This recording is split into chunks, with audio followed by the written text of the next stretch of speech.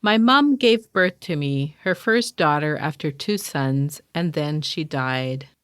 She didn't stay dead, but according to the doctor, who later said he felt like God when he managed to bring her back from death's door, she was as close to dead as one can be without needing a funeral. She hemorrhaged and lost so much blood that her heart assumed it had nothing to pump and stopped beating. While she was in recovery, the nurses tried to feed me with a bottle, but I screamed and refused to drink from it. I would not be satisfied until a nurse held me over my mom's breast so that I could suckle. Mom lay helpless and unable to pull me to her, her arms strapped to the bed rails with IVs in each arm, pumping blood back into her body to replace what she'd lost. This narrative, which I heard many times growing up, represents both my formation story and the landscape in which my life has been shaped. In a lifelong quest, I have stubbornly sought a mother who could feed me, nurture me, and hold me to her breast. My mother tried to do her best, but was forever held back from giving the kind of love I most longed for by invisible tethers that kept her bound. In my mid-20s, fresh out of university and dating the man I would eventually marry, I wrote and produced a play called Poetic License. In it, a young woman named Jeannie is working with a co-author she has hired to write the story of her life. She's writing it the way she wants it to happen, though, not the way it is actually happening. In the beginning, she creates the characters, her love interest, family, and friends, and then manipulates them to behave the way she wants them to behave.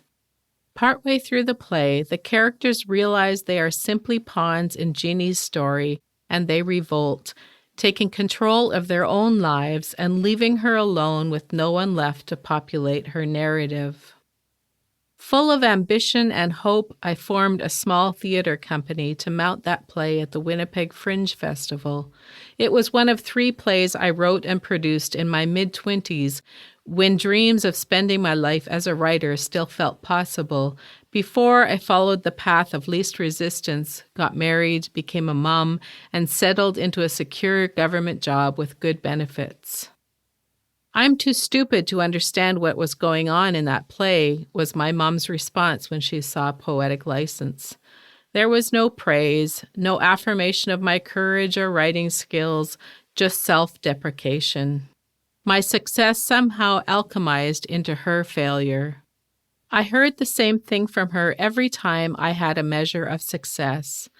As though still tethered to an invisible bed, she was unable to nurture the part of me that was hungry for mother's love and celebration in those moments. I wasn't surprised by her reaction, but it still hurt, and it still dampened the pride I felt over what I'd accomplished.